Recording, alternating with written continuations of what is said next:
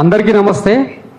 ఈరోజు విక్టిమ్గా ఇక్కడ అంటే మొన్నటిదాకా జర్నలిస్ట్గా ఈరోజు విక్టిమ్గా మీ ముందర నిలబడ్డాను. ఈ అంటే నాకు సంఘీభావంగా మద్దతు తెలిపేందుకు వచ్చిన ఈ మీడియా మిత్రులు అంటూ పెద్దలు పాశం సారు, తర్వాత దేశాయి కరుణాకర్ రెడ్డి గారు, తర్వాత రగన్న, సీనన్న, పల్లె రవికుమార్ గారు, వీళ్ళందరికీ నా పాదాభివందనం తెలియజేస్తున్నా. దీంతోపాటు ఈ లైవ్ చూస్తున్న చాలా మందికి అంటే కొన్ని విషయాలు చెప్పదలుచుకున్నా. సరే, ఈ కస్టోడియల్ టార్చర్, అక్కడ జరిగిన వర్బల్ అబ్యూస్ గురించి దాసర్ సీనన్న ఆల్మోస్ట్ చెప్పారు.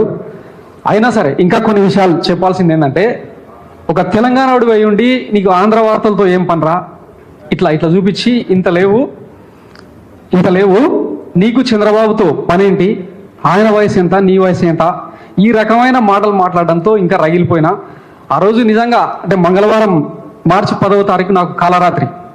సరే, ఆ మెంటల్ ట్రామా నుంచి, తర్వాత హెల్త్ ఇష్యూస్ నుంచి కొంచెం బయటకు రావడానికి టైం పట్టింది. మాబ్ లించింగ్ చేయిస్తానని చెప్పి కూడా భయపెట్టారు. ఇట్లా ఎన్నో రకాలుగా అంటే ఆల్మోస్ట్ నా గొంతు మూసేయడానికి, నా గొంతు నొక్కడానికి చాలా రకాలుగా ట్రై చేశారు. అట్లాంటివి ఏం జరగదు. ఈ వేదిక మీద నుంచి నేను చెప్తా ఉన్నాను. వాస్తవానికి ఈ ఆంధ్ర సర్కారు నా మీద కక్ష కట్టడానికి ఆ విషయాలు కూడా చెప్పాలి కాబట్టి కొన్ని విషయాలు చెప్పదలుచుకున్నా. 2024 జూన్ 4న ఈ కూటమి సర్కారు ఎప్పుడైతే అధికారంలోకి వచ్చిందో ఆ రోజు నుంచే నేను ఆ కూటమి సర్కారు మీద నెగిటివ్ కథనాలు వేయడం స్టార్ట్ చేసిన. ఎందుకంటే ఇది ఒక దుర్మార్గమైన కూటమి. ఈవీఎం మాల్ ప్రాక్టీసెస్ గురించి తెలంగాణ జర్నలిస్టులకి అంటే తెలంగాణ పౌరులకు పెద్దగా తెలియకపోవచ్చు అనుకుంటున్నా. భారతదేశ సార్వభౌమ అధికారాన్ని పణంగా పెట్టి ప్రజాస్వామ్యానికి తూట్లు పొడిచి ఈవీఎంలను అడ్డం పెట్టుకొని గెలిచిన గెలుపుగా నేను చెప్పట్లేదు, చాలా మంది రాజకీయ విశ్లేషకులు విత్ ఆధారాలతో సహా బయట పెట్టారు. వాటిని నేను తొలినాళ్లలోనే అక్కడ ప్రజెంట్ చేసిన. అప్పట్లో మైరా మీడియా అనే ఒక ఛానల్ ఉండేది. అది 13 లక్షల పైచిలకు సబ్స్క్రైబర్లు ఉన్న ఛానల్. కేవలం కేవీఆర్ అనే వాడిని గొంతు నొక్కడం కోసం ఆ ఓనర్ చౌదరి, వాస్తవంగా ఆ చౌదరి ఛానల్లో నేను పనిచేసిన కారణంగానే ఒక రక్షణ వలయంలో ఉన్న, లేకపోతే ఏమన్నా అప్పుడు టచ్ చేయలేదు. ఎప్పుడైతే నేను కేవీఆర్ టీవీ అనేది సొంతంగా స్టార్ట్ చేసి జస్ట్ 3 వారాలే అయింది నేను కథనాలు స్టార్ట్ చేయడం.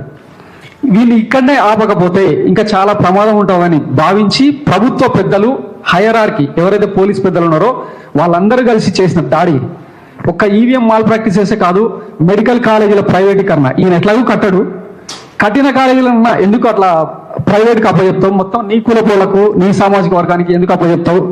దాని తర్వాత శ్రీవారి లడ్డు అంశం అంటే ఒకటి కాదు. వాస్తవానికంటే ఈరోజు మీరు ఈ ఎఫ్ఐఆర్ చూస్తే ఒక వీడియోకి సంబంధించిన ఇష్యూ మాత్రమే కనిపిస్తుంది, కానీ అది కాదు.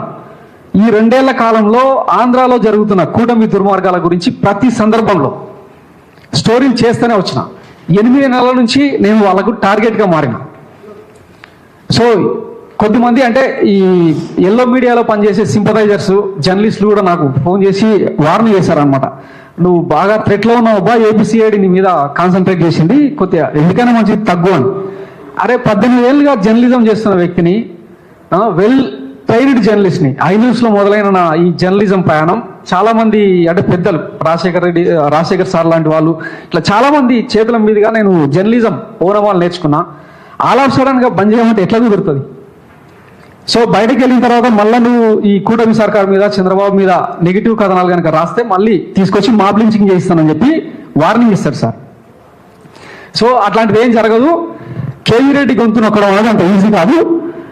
సో నేను కనుక తప్పు చేస్తే ఈరోజు ఇంతమంది నాకు సంఘీభావంగా ఇంతమంది పెద్దలు వచ్చేవాళ్ళే కాదు. మీరు అన్నట్టు ఆ బ్యాంక్ డీటెయిల్స్ కూడా అడిగారు కదా, కింగ్ పిన్ ఎవరు అని.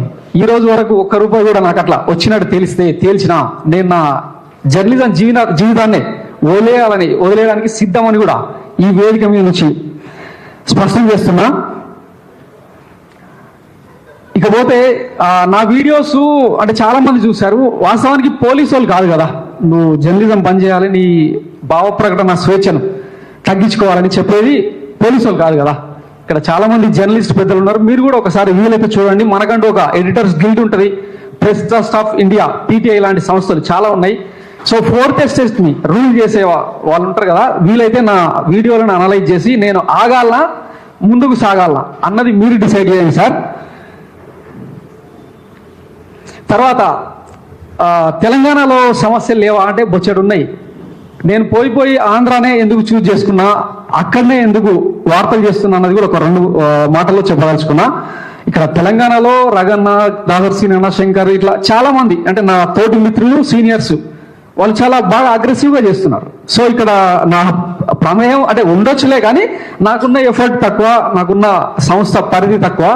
సో ఛాలెంజెస్ అంటే ఇష్టం కాబట్టి ఆంధ్రాని ఎంచుకున్నా. ఇంకొకటి ఇంతగా పెద్దలు మాట్లాడినట్టు పాసం సార్ కానీ తర్వాత దేశాయి కరుణాకర్ రెడ్డి సార్ మాట్లాడినట్టు ఈ పచ్చపాటికి ఒక ఎకో సిస్టమ్ ఉంటుంది.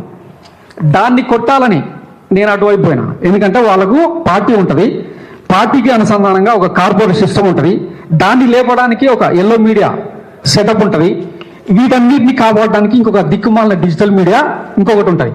ఒకదాని తర్వాత వాళ్ళు ఎంత దుర్మార్గంగానైనా ఎంత దారుణంగానైనా మహిళలను కించపరుస్తారు, ఇంట్లో ఆడలను లాక్కొచ్చి అబ్యూజ్ చేస్తారు, ఎంత దూరంగానైనా పోతారు వాళ్ళ రాజకీయం కోసం.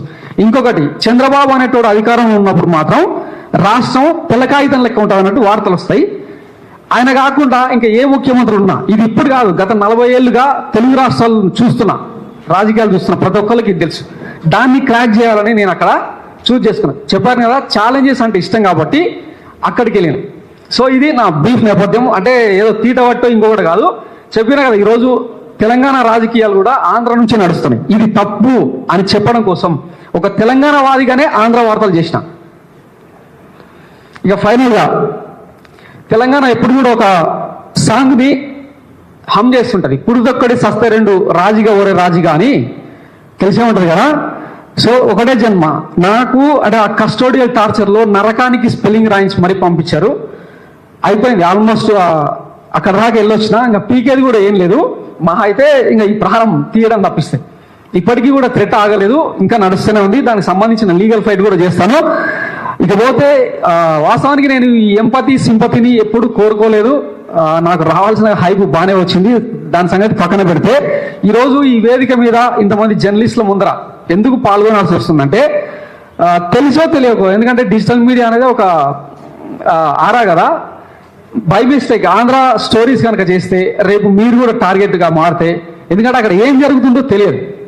ఈరోజు మీరు నమ్ముతారో లేదో, మొత్తం ఉమ్మడి ఆంధ్రప్రదేశ్లోనే తెలంగాణ కాకుండా ఆంధ్రాలో అన్ని జిల్లాల్లో పక్కన పెడితే కర్నూలు రేంజ్లో అత్యధికంగా కేసులు నమోదవుతా ఉన్నాయట. ఎందుకంటే ఇట్లాంటి సోకాల్డ్ పోలీసులు ఉండడం వల్ల వాళ్ళను బెదిరించడం కోసమో థర్డ్ డిగ్రీల పేరుతోనో ఒక పార్టీని తొక్కి పట్టి నారదీయడం కోసమో అత్యధికంగా కేసులు అక్కడ నమోదవుతా ఉన్నాయి. అందుకనే నా కేసును అక్కడ అప్పగించారు.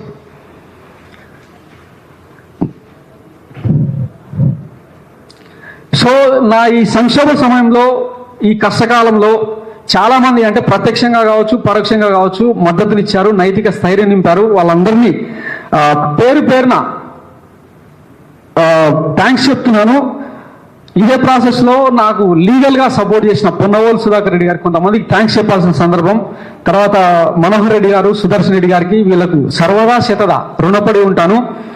అలాగే నా ఈ కష్టకాలంలో ఫేస్బుక్ ద్వారా కావచ్చు, డిజిటల్ మీడియా ద్వారా కావచ్చు, రకరకాల మాధ్యమాల్లో నా కోసం గొంతు వినిపించిన ప్రతి ఒక్కళ్ళకు, నా క్షేమాన్ని కోరిన ప్రతి హృదయానికి, నా క్షేమాన్ని ప్రార్థించిన ప్రతి పేరుకి శిరస్సు వంచి నమస్కరిస్తూ ముగిస్తున్నా. Thank you.